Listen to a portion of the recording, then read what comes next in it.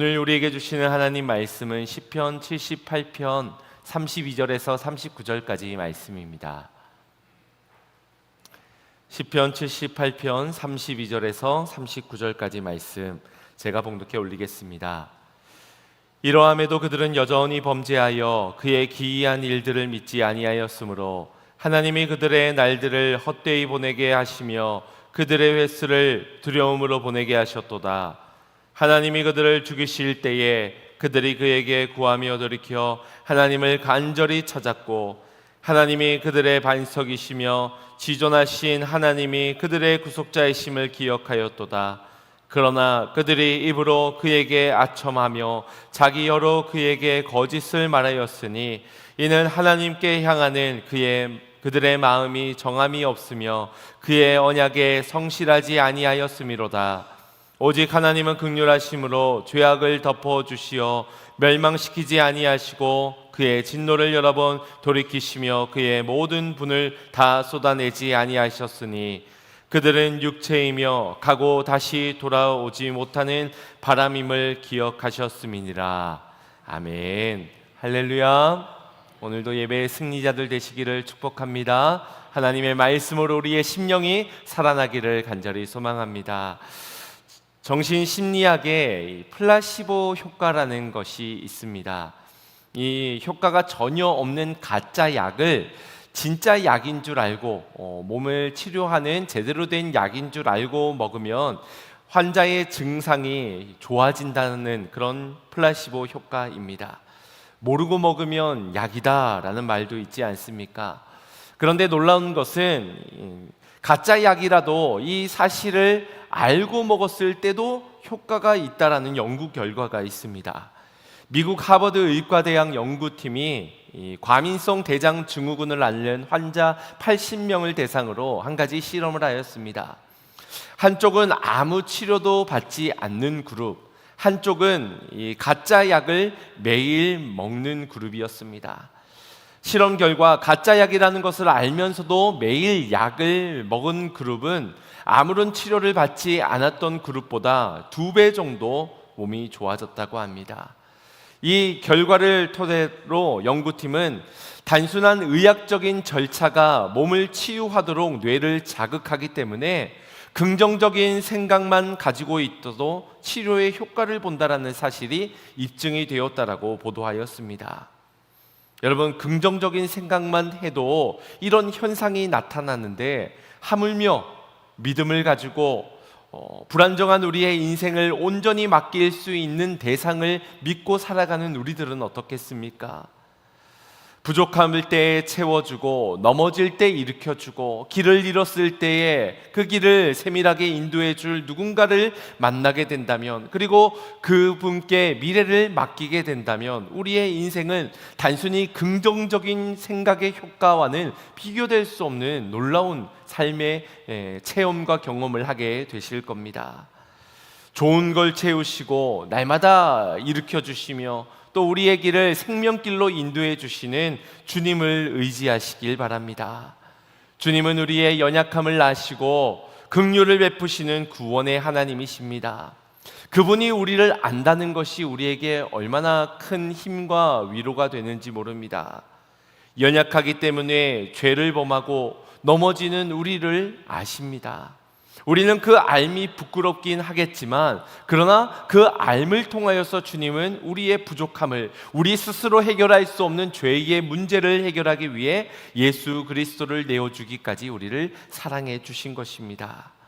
오늘 본문을 보면서 불완전한 우리의 연약함을 이해하시기에 진노를 돌이키시며 다시 한 번 더 하나님의 끝없는 용서와 사랑을 흘려보내시는 주님을 만나시기를 바랍니다.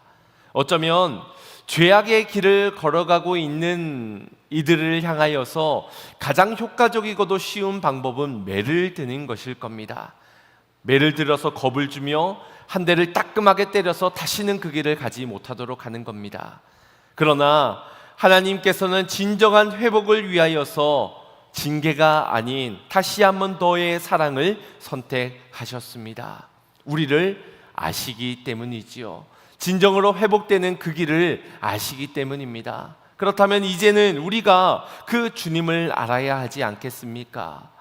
주님이 나를 아셔서 우리가 은혜를 입고 끝없는 사랑을 입게 되었다면 이젠 그 사랑을 허락하여 주신 주님을 알을 통하여서 그 사랑 안에 거하고 더 이상 죄악을 길을 걷지 말아야 할 것입니다. 오늘 말씀을 통해 풍성한 은혜의 하나님, 여전히 사랑해 주시는 주님을 깊이 알아가는 시간 되시기를 주님의 이름으로 축원드립니다. 옛말에 목구멍만 넘어가면 뜨거움을 모른다라는 속담이 있습니다. 뜨거운 음식을 먹을 때면 혀에 대지나 않을까 후후 불어가면서 먹지만 정작 삼키고 나면은 신경을 쓰지 않는다라는 그런 뜻입니다. 당장 징계를 받는 그 순간에는 혼비백산하며 다시는 죄를 짓지 않겠다고 하나님 앞에 싹싹 빌지만 그 순간이 지나고 나면 언제 그랬냐는 듯 다시 똑같은 죄를 반복적으로 짓는 사람을 두고 하는 말일 수 있습니다. 이스라엘 백성들이 그러했습니다. 그들은 광야에서 하나님께 반항하기를 여러 차례, 그래서 징계를 받았고 그때마다 울부짖었습니다. 또한 그때마다 하나님의 긍휼하심의 은혜를 입었습니다. 회개를 드렸지만 그 회개가 참된 회개가 아니라는 것이 금방 발각이 되는 것은 다시금 넘어지고 또다시 범죄했기 때문입니다. 마음으로 순복한 것이 아니었기 때문입니다. 그 모습이 오늘 본문 첫 시작에서도 이렇게 등장합니다. 합독해 보겠습니다. 이러함에도 그들은 여전히 범죄하여 그의 기이한 일들을 믿지 아니하였으므로. 아멘.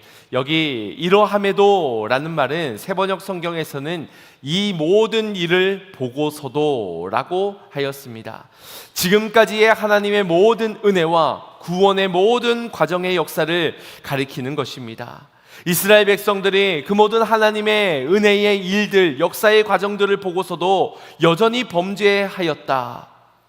여전히 계속해서 범죄하여 그의 기이한 일을 믿지 아니하였다라고 말씀합니다. 기이한 일을 믿지 않았기 때문에 계속해서 범죄한 것이기도 하지요. 지난 22절 말씀에서도 보면 그들의 범죄함의 이유를 이렇게 설명하였습니다. 이는 하나님을 믿지 아니하며 그의 구원을 의지하지 아니한 때문이로다. 우리의 연약하고 죄인됨에 스스로는 구원할 수 없는 연약한 존재들입니다. 그렇기에 하나님을 믿고 그의 구원을 날마다 의지해야 하는 존재들이지요. 그럼에도 불구하고 하나님을 믿지 않고 구원을 하나님께 의지하지 않았다. 이단인 구원파에서는 한 번 구원받으면 영원히 구원받는 것이다 라고 주장을 합니다. 그래서 죄를 짓더라도 우리의 구원이 바뀌어지는 것은 아니기 때문에 죄를 지어도 괜찮다고까지 말합니다. 나의 구원에 대한 확신을 강조를 하면서 그래서 당신 언제 구원받았습니까? 그 날짜가 중요하고 스스로 확신하는 것을 중요시 여깁니다. 하지만 구원은 단회적인 사건이 아니기에 우리에게 구원을 베푸시는 하나님을 우리는 날마다 믿고 의지해야만 합니다. 구원받았다고 만사 땡 끝이 아니라는 것이죠.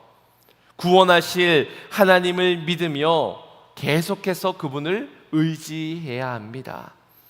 구원파에서 주장하는 것은 그저 내가 얻어낸, 내가 확신하고 있는 그 구원을 믿을 뿐입니다. 내 확신이 중요하고 그러다 보니 죄를 지어도 회개가 필요가 없습니다. 명령하셔도 순종 굳이 할 필요 있습니까? 이미 나는 구원을 받았는데. 거기엔 성화의 삶도 무시가 되어져 버리고 맙니다. 우리는 구원의 확신을 얻은 이후로 그럼에도 죄를 짓는 우리가 회개해야 할 것이며 또 그리스도의 장성한 분량에 이르기까지 성화해 가야 하며 구원을 베푸시는 하나님을 더더욱 의지하며 순종해 가야 할 것입니다. 안타깝게도 이스라엘 백성들은 출애굽하였지만 광야 40년 동안 10번이나 하나님을 시험했습니다. 삶이 안정적일 때는 거기에 안주하려 하였고 작은 문제와 시험이 왔을 땐 구원이 사라진 것처럼 원망하고 불평했습니다. 이 일로 인하여서 며칠이면 들어갈 수 있는 그 거리를 가나안 땅을 무려 40년 동안이나 들어가지 못하고 광야에서 뺑뺑 방황해야만 했습니다. 시인은 이것을 가리켜 33절에서 그들이 날들을 헛되이 보내었다라고 지적하였습니다. 우리 33절 말씀 합독해 봅니다. 시작. 하나님이 그들의 날들을 헛되이 보내게 하시며 그들의 횟수를 두려움으로 보내게 하셨도다. 아멘. 물론 그 광야에서 40년 동안을 보내면서 하나님을 더 알아갈 수 있었습니다. 하나님이 은혜 주셔야만 살 수 있다는 것을 깨닫게 되었습니다. 하지만 구원의 하나님, 그 은혜의 하나님을 잊지 않았더라면 허비하지 않을 수 있는 시간들이었습니다. 가나안 땅에 곧장 들어갔다고 해서 하나님이 더 이상 은혜를 주시지 않거나 하나님을 경험할 수 없도록 하시질 않으실 것이기 때문입니다. 누가복음에 등장하는 탕자도 마찬가지이지요. 아버지와 함께 가정에서 웃고 즐기며 화목하며 보내야 하는 그 시간을 그저 낭비하고 말았습니다. 그래서 물론 고생 끝에 아버지의 사랑이 얼마나 큰지를 발견하게 되긴 하였지만 꼭 아버지의 사랑을 집 나가봐야 알게 되는 것은 아니지 않습니까? 왜냐하면 아버지의 그 사랑은 아들이 꼭 집을 나갔다고 더 커지거나 더 간절해지는 것은 아니기 때문입니다.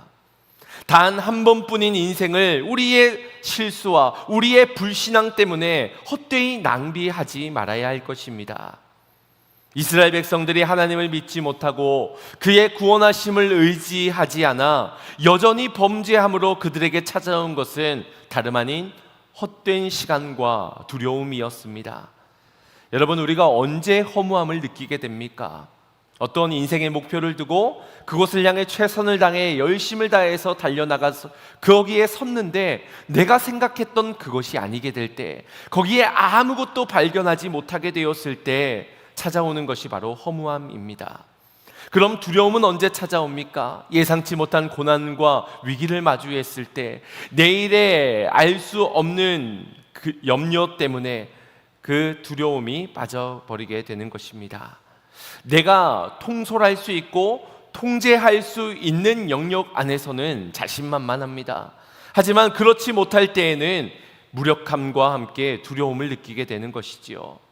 구원이 내 손에 있다, 구원이 내 것이다, 내게 달려있다라고 믿었지만 아무것도 해결될 수 없는 현상에 연약한 자신을 발견하게 되면 그땐 무너지고 마는 겁니다. 결국 교만한 이에게 찾아오는 것이 이 헛됨의 시간과 두려움이라는 것입니다. 오늘날 그런 상태를 벗어나고자 많은 사람들이 안간힘을 쓰고 삽니다.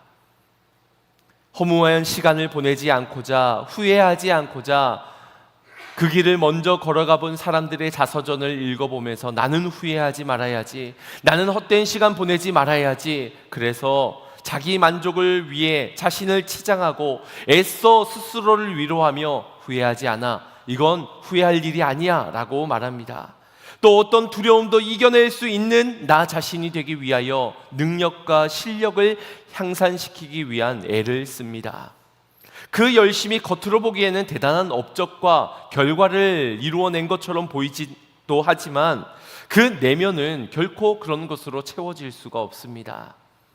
여전히 허무함과 두려움은 찾아올 것이고 참 만족과 평안은 있을 수 없는 것이지요. 결국 우리의 속사람이 하나님으로부터 공급되어져 채워지지 않는다면 절대로 형통할 수가 없는 것입니다. 하나님께서는 이러한 인간의 어리석음과 교만함을 아시기 때문에 한 지파를 들어 우리에게 말씀해 주시는 겁니다. 지난 78편 9절 말씀에서 보시면 에브라임 자손은 무기를 갖추며 활을 가졌으나 전쟁의 날에 물러갔도다 라고 말씀하였습니다. 여기 에브라임이라는 사람은 야곱의 아들 요셉의 둘째 아들이었습니다. 야곱으로부터 큰 축복을 받았고 이스라엘 12지파 중에서도 강력한 힘을 지니고 있어 이스라엘의 대표되는 지파 중 하나로 꼽혔습니다. 그런 그들의 손에는 무기와 또 활이 들려져 있었습니다. 아마 이 이스라엘 민족들 안에서는 그것이 굉장히 대단하게 여겨졌을 겁니다. 왜냐하면 당시 이스라엘의 문화는 청동기 후기 문화로서 이런 무기를 생산해내기에는 어려움이 있었습니다. 그래서 블레셋에 가서만 이 자료원을 얻고 또 기술력을 얻어서 이런 무기를 만들 수가 있었습니다. 그러니 사람들의 말 속에는 야, 대단하다, 에브라임 민족 참 대단하다, 역시 에브라임이야 라고 했을 것입니다. 하지만 눈을 들어보면 세상은 넓고 가나안은 강한 법이지요. 당시 가나안은 청동기보다 훨씬 앞서 있는 철기 초기 문화였습니다. 이미 도시화된 농경 사회를 이루고 있던 가나안 족속은 보다 높은 기술력을 바탕으로 수준 높은 문화를 누리고 있었고, 이런 가나안 족속 앞에 에브라임 자손이 가지고 있는 힘은 너무나도 작게 여겨질 수밖에 없는 초라한 힘이었습니다. 결국 에브라임은 이 가나안과의 전쟁 날을 앞에 두고 뒷걸음을 치고 말았습니다. 전쟁에 이 정도 무기면 충분히 이길 수 있을 거야 라고 생각했는데 우물안 개구리였던 것이지요. 그때에 찾아오는 허무함, 그리고 앞날을 두려워하는 두려움, 이것이 엄습하게 되는 겁니다. 하지만 성경은 이 원인을 단순히 저들보다 문화가 뒤처져서 가지고 있는 무기가 별로여서 라고 지적하지 않습니다. 성경이 증언하는 바는 이러합니다. 10절, 11절 말씀 합독해 보겠습니다. 시작.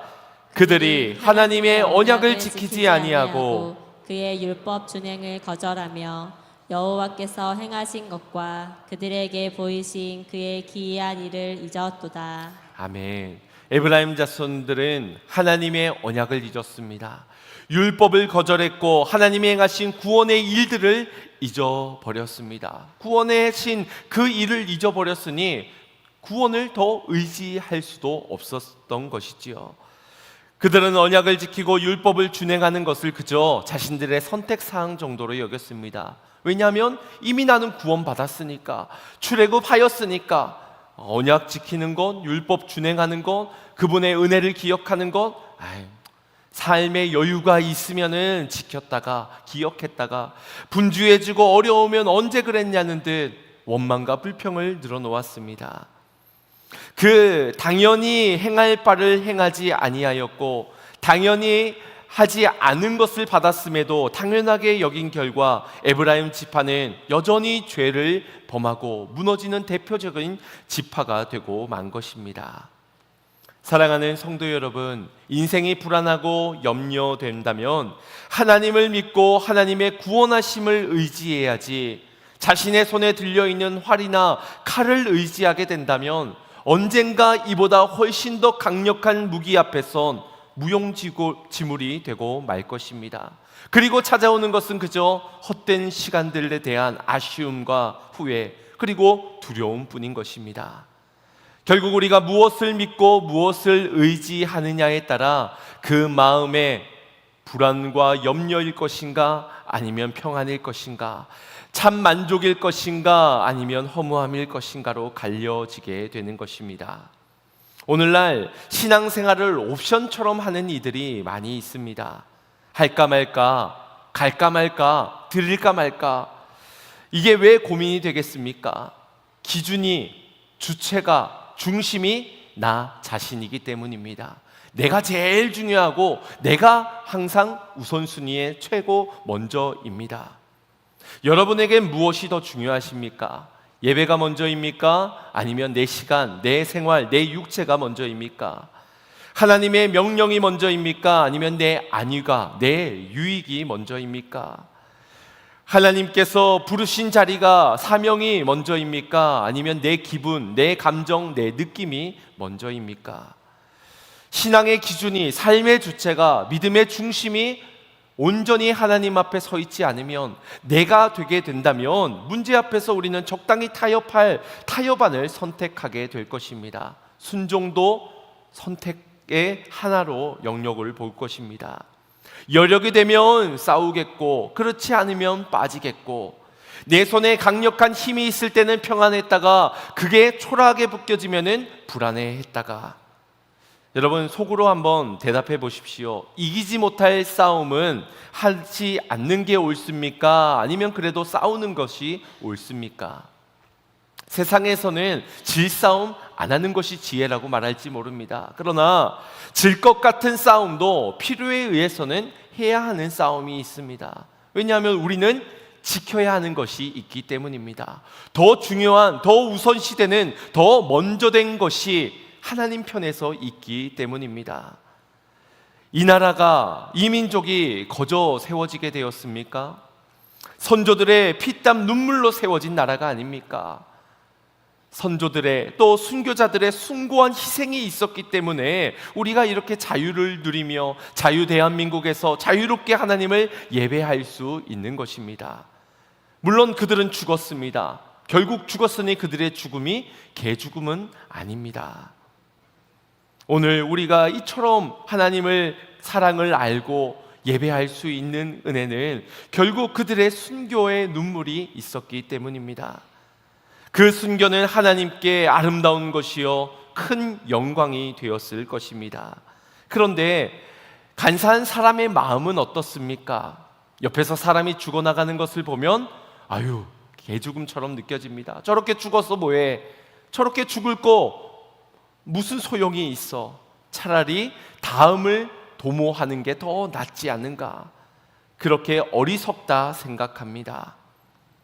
이미 예수님이 승리하셨는데 굳이 싸울 필요가 뭐가 있는가라는 생각까지 듭니다. 혹 싸우려고 한다면 이기는 싸움을 해야 하니 강력한 힘이 필요해. 그러니 지금은 힘을 키울 때지 예배해야 될 때가 아니야. 기도해야 할 때가 아니야. 언약을 기억하고 율법을 지키는 게 과연 이 전쟁에 무슨 도움이 되겠는가? 영적인 것은 나중에, 지금은 육적인 힘이 먼저라고 여기는 겁니다. 혹시 이런 동일한 마음이 우리 안에 있지는 않습니까? 지금은 공부가 먼저, 지금은 돈 버는 것이 먼저, 지금은 내 기분, 내 감정을 추스리는 것이 먼저. 세상을 살아가는데 신앙이 무슨 도움이 되던가? 신앙보다는 실력이 우선이고 달란트보다는 역시 눈에 보이는 현금이 내게 도움이 되지. 예배도 편의와 편리를 맞춰서 드리는 것이 합리적이라고 생각합니다. 전쟁 같은 현실 속에서 믿음보다는 돈, 명예, 권력, 이것이 나를 지킬 수 있는 힘이라고 믿습니다. 우리의 입장이 그런 것이지요. 내 사정이 먼저, 내 형편이 먼저. 먹고 살기도 바쁜데 무기도 준비해야 돼, 활도 준비해야 돼, 저기 가서 가나안 족속하고 협상안도 타협해야 돼. 얼마나 바쁩니까? 그러니 신앙생활 그건 나중에, 지금은 명목만 유지하고 있자, 형식만 갖추고 있자. 이게 알게 모르는 우리의 연약함인지 모릅니다. 그런데 오늘 말씀을 보면 그러한 우리의 우선순위가 곧 죽고 사는 일에 중요하게 작용한다 말씀합니다. 인생의 성공과 실패를 가르는 아주 중요한 기준이 된다라고 말씀합니다. 전쟁은 하나님께 속한 것인데 우리가 그런 하나님께 속하지 아니한다면, 그 구원의 하나님을 믿고 의지하지 아니하면 인생을 패배할 수밖에 없다라고 경고하시는 것입니다. 결국 에브라임 지파가 어떻게 되었습니까? 오늘 본문 이후에 78편 67절 68절에서 이렇게 말씀하고 있습니다. 합독합니다. 또 요셉의 장막을 버리시며 에브라임 지파를 택하지 아니하시고 오직 유다 지파와 그가 사랑하시는 시온산을 택하시며. 결국 하나님은 요셉의 장막을 버리시고 에브라임 지파를 택하지 아니하셨습니다. 유다 지파를, 비록 그들이 범죄한 옛 과거의 기억은 있었지만 그러나 회개함으로 순종함으로 돌이켰을 때 유다 지파를, 그리고 사랑하시는 시온산을 택하셨습니다. 만약 에브라임이 교만하지 않았다면, 넘어지지 아니하였다면 이 지파는 분명 이스라엘 내에서 큰 지파가 되고 좋은 많은 영향력을 나타내는 그런 지파로 쓰임받게 되었을 겁니다. 왜냐하면 야곱으로부터 축복받은 예언의 말씀이 그러하기 때문입니다. 창세기 48장을 보면 야곱이 죽기 직전에 이 요셉의 두 아들인 므낫세와 에브라임을 야곱 앞으로 데리고 갑니다. 그리고 그들에게 축복을 하는 장면이 있는데, 본래 장자인 므낫세에게 오른손으로 축복을 해주고, 오른손에 축복권이 있다고 믿기 때문에 오른손으로 축복해주고, 차남인 이 에브라임에게는 왼손으로 축복해주도록 요셉이 자리를 앉히게 됩니다. 하지만 야곱은 눈이 어두운 상황 가운데서도 에브라임을 축복해 주고자 하는 것이 하나님의 마음이고 또 이 야곱의 마음이었기에 손을 교차해서 축복을 하게 됩니다.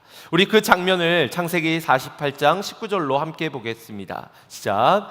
그의 아버지가 허락하지 아니하며 이르되 나도 안다, 내 아들아 나도 안다. 그도 한 족속이 되며 그도 크게 되려니와 그의 아우가 그보다 큰 자가 되고 그의 자손이 여러 민족을 이루리라 하고. 아멘. 그의 아버지 요셉의 아버지인 야곱이 허락하지 아니하였다. 그러면서 요셉에게 말하는 겁니다. 나도 안다.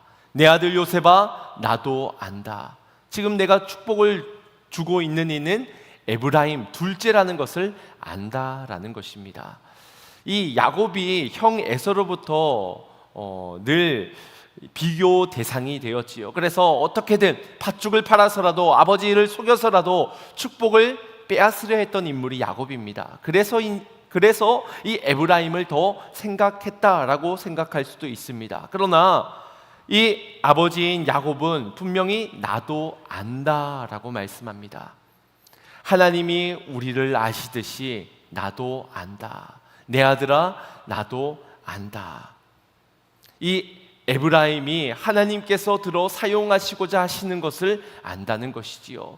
이 아들이 둘째로 태어나서 얼마나 힘들고 어렵고 또 그는 또 얼마나 연약한 존재인지 안다는 것이지요. 그러나 하나님의 계획은 그를 크게 하시려고 하시는 것이니 그의 아우가 그보다 큰 자가 되고 그의 자손이 여러 민족으로 이루리라, 이런 축복을 주는 겁니다. 당연해 보이는 것이 당연한 것이 아니라는 것을 상징적으로 보여주는 것입니다. 에브라임이 이렇게 되어진 것 당연한 것이가 아니라 둘째 차남에게 이 교차되어지는 알을 통하여서 축복이 흘러왔기 때문에 이와 같은 결과가 있어진 거지 당연한 것이 아니었다는 겁니다. 므낫세 장자 입장에선 조금 억울할 수 있겠지만 에브라임 입장에서는 모든 것이 은혜일 수밖에 없는 것입니다. 그 은혜를 알고 그 은혜를 기억하고 다만 구원하실 하나님만 의지하면 좋았으련만, 안타깝게도 에브라임은 그 모든 축복을 계속해서 누려가지 못합니다. 예언적 축복대로 숫자는 많아졌습니다. 그래서 북이스라엘을 대표하는 지파가 이 에브라임 지파가 되어서 성경에는 북이스라엘을 부르실 때 에브라임아, 에브라임아를 대표로 부르기도 하였습니다. 하지만 축복이 영원하고 구원이 어디 영원합니까? 그렇지 않습니다. 나를 잊은 저들을 장막을 내가 버리겠고 나를 우선시하지 않는 저들을, 에브라임 지파를 나도 택하지 않을 것이다. 주님의 구원을 계속해서 의지하지 않는 그들의 마주한 결과가 바로 이것이었습니다. 물론 여전히 범죄하지만 그들도 징계를 받을 땐 다시 하나님을 찾고 하나님께 돌아왔습니다. 34절 35절 본문 말씀입니다. 시작. 하나님이 그들을 죽이실 때에 그들이 그에게 구하며 돌이켜 하나님을 간절히 찾았고 하나님이 그들의 반석이시며 지존하신 하나님의 그들의 구속자이심을 기억하였도다. 아멘. 하나님을 간절히 찾고 하나님을 기억합니다. 이스라엘은 광야에서 불뱀과 전염병 그리고 여러 이방의 침략으로 인하여서 숱한 징계를 받았습니다. 그 무서운 징계 앞에선 허겁지겁 하나님 앞에 손을 들고 자복하며 나왔습니다. 만사가 형통할 때에는 사소한 것들까지 모두 불평거리로 삼았던 그들이 정작 징계를 받고 목숨이 위태로워질 때면 하나님 밖에는 구원해 줄 리가 없음을 깨닫고 기도를 드렸던 것입니다. 이런 걸 보면 역시 메가약이다라는 말이 맞아 보입니다. 하지만 그들의 회개는 진정한 진실한 회개가 아니었습니다. 36절 37절의 말씀을 보면 그저 분노한 하나님의 마음을 가라앉히기 위하여 거짓으로 아첨하고 정작 정한 마음은 그들에게 찾아볼 수가 없었습니다. 이걸 하나님이 왜 모르셨겠습니까? 징계에서 벗어나려고만 했기 때문에 징계가 그치면 언제 그랬냐는 듯 다시 예전으로 다시 범죄하며 살아갔던 그들을 왜 하나님 모르셨겠습니까? 그들의 마음에 진실한 회개가 없다는 걸 주님이 아셨습니다. 그럼에도 불구하고 38절 말씀을 보면 하나님은 그들을 향한 사랑을 거두지 아니하셨다. 그들의 죄악을 잘 아시지만 덮어주시기를 진노를 여러 번 돌이키시면서 분을 다 쏟지 않으셨다라고 말씀하고 있습니다. 이런 하나님께 누군가 이런 말을 하지 않겠습니까? 하나님, 그렇게 당하시고서도 또 속으시렵니까? 지난번에도 똑같이 얘기했지 않습니까? 그런데 결과를 보십시오. 이번에도 거짓말입니다. 저 양치기 소년과 같은 사람들 더 이상 믿어주지 마십시오. 하지만 주님은 그들이 또 넘어지지 않을 것을 믿은 것이 아닙니다. 그들이 내 아들이라는 것을 믿었을 뿐입니다. 내 사랑이 없으면 안 된다는 그들의 연약한 존재를 아셨고 그것을 믿기에 다시 한 번 더 사랑하기를 선택하셨던 것입니다. 그 주님의 마음이 예레미야 31장 20절에 잘 기록되어져 있습니다. 합독해 보겠습니다. 에브라임은 나의 사랑하는 아들, 기뻐하는 자식이 아니냐. 내가 그를 책망하여 말할 때마다 깊이 생각하노라. 그러므로 그를 위하여 내 창자가 들끓으니 내가 반드시 그를 불쌍히 여기리라. 여호와의 말씀이니라. 아멘. 사랑하는 아들 에브라임을 하나님께서는 여러 번 깊이 생각하셨습니다. 내 창자가 들끓는다. 여기 창자는 고대 근동 지역에서는 사람의 감정과 애정이 자리 잡는 중심으로 여겼습니다. 히브리 원어로 이 창자는 자비, 모성적 사랑, 연민 이것을 의미합니다. 사랑하지만 그 사랑에 배반당했고 책망할 수밖에 없지만 다시 그를 품에 안고 싶은 애절한 마음, 그 연민의 감정을 지금 이렇게 표현하고 있는 것입니다. 반드시 그를 불쌍히 여기리라. 이는 어떤 동정의 마음이 아니라 돌아올 때까지 참지 못하고 친히 먼저 찾아가시는 그 애절한 사랑을 말해주는 것입니다. 만약 에브라임 지파가 이 애절한 사랑 앞에서 겸손히 하나님을 믿고 구원하심을 의지하였더라면 북이스라엘의 악한 왕이 대대로 계속되어지는 그것은 끊어질 수 있었을 겁니다. 말씀을 떠나 그 여로보암의 길을 계속해서 걷지 않았을 것입니다. 그랬더라면 이 유다 지파가 아니라 에브라임 지파가 택함을 받았을 수도 있고, 그러면 오늘날 유대인이 아니라 이 에브라임인으로 불려졌을지도 모릅니다. 중요한 것은 누가 택함을 받았냐, 누구의 이름으로 그 이름을 짓게 되었냐, 그것이 중요한 것이 아니라 여전히 죄를 지으며 떠나가는 에브라임을 향하여 그럼에도 사랑하시는, 그럼에도 창자에 들끓는 그 심정을 가지고 불쌍히 여기시는 주님의 사랑입니다. 나는 너를 포기하지 않았다. 나는 너를 버리지 않았다. 여전히 사랑한단다. 사랑하는 성도 여러분, 우리가 다른 건 다 잊어도 주님의 사랑만큼은 잊어서는 안 될 것입니다. 다른 건 다 포기하더라도 이 여전한 사랑, 이 포기하지 않는 그 사랑만큼은 절대 포기해서는 안 될 것입니다. 힘을 취할 수 있는 기회와 주님의 사랑을 붙잡을 수 있는 그 기회가 주어졌을 때 한 가지를 선택해야 한다면 여러분 무엇을 붙잡으시겠습니까? 나를 위해, 우리 가정을 위해, 내일을 위해 힘을 붙잡지 마시기 바랍니다. 주님의 사랑이 아니면 아닙니다. 아무것도 아닙니다. 어린 자녀가 담대하게 당당하게 살아갈 수 있는 힘은 좋은 집, 좋은 차에 달려 있는 것이 아닙니다. 부모의 재력 때문에 자녀가 당당하는 것, 그것은 아주 잠깐뿐이지요. 자녀가 담대할 수 있는 것은 바로 부모와의 친밀감에 있습니다. 우리 아빠는 내가 실수해도 여전히 나를 사랑하셔. 우리 엄마는 내가 다른 사람보다 이것 좀 못해도 그래도 여전히 나를 사랑해 주셔. 이 사실을 알 때 당당하게 세상을 살아갈 수 있는 겁니다. 지금도 내가 울면 우리 아빠는 한 걸음에 달려오실 거야. 내가 도움을 요청하면 언제든지 손을 내밀어 나를 도와주실 분이야. 이것이 세상의 두려움을 이겨내게 만드는 것이지요.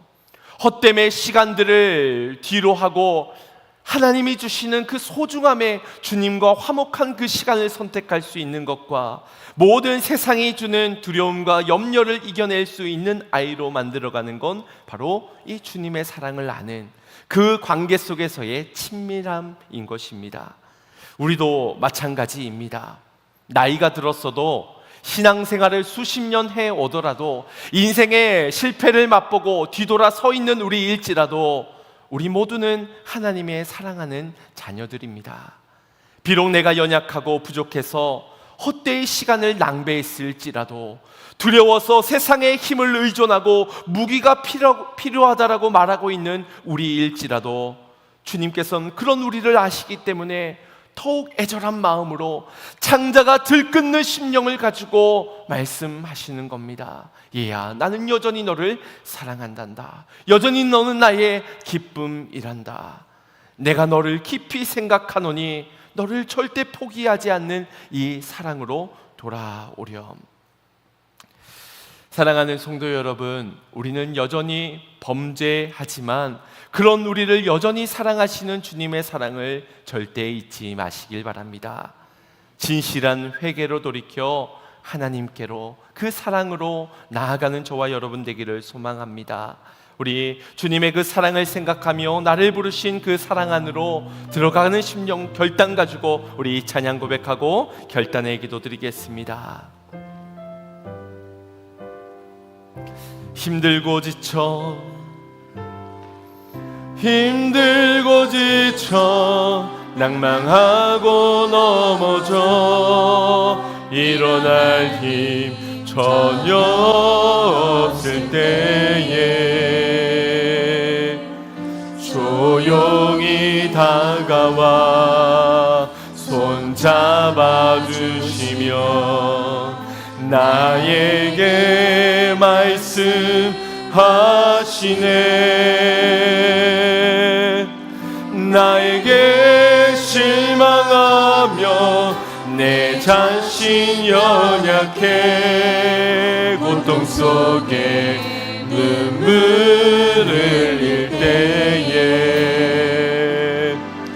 못자국 난 그 손길 눈물 닦아주시며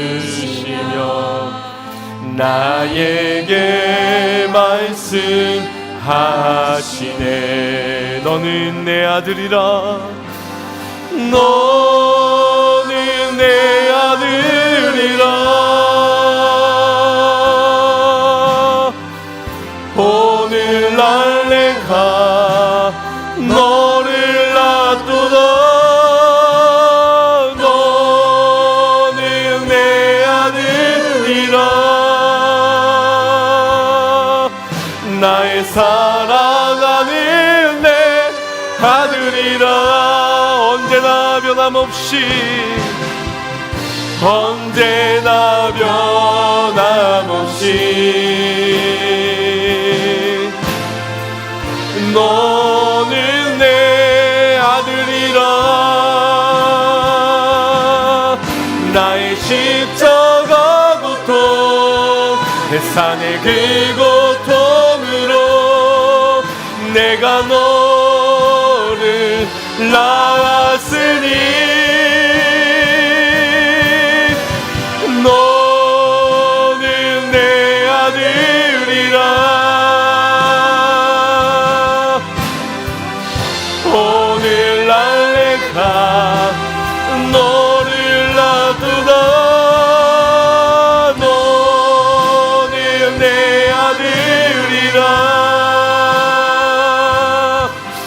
나의 사랑하는 내 주님의 마음을 알길 원합니다. 너는 내 아들이라, 너는 내 아들이라.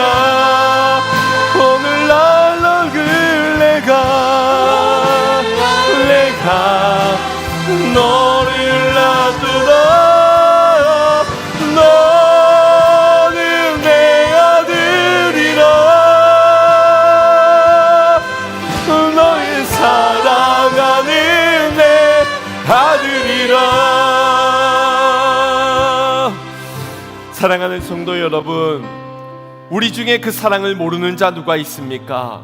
그 사랑을 오늘 처음 들어본 분 누구 있습니까?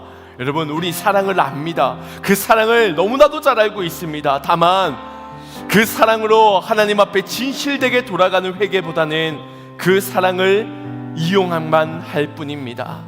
지금 모양 정도만 회개하고 다시 돌아갈 그 길을 포기하지 못하지요. 이 힘도 있으면 우리의 인생 잘 살 수 있는데 어찌 그 힘을 포기하고 주님만 선택할 수 있단 말입니까? 이것이 주님의 사랑을 이용하는 것이 아니고 무엇이겠습니까?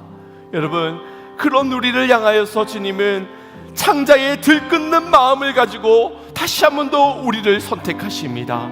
우리를 사랑하기를, 용서하시기를 선택하십니다. 이제 주님을 알기를 원합니다.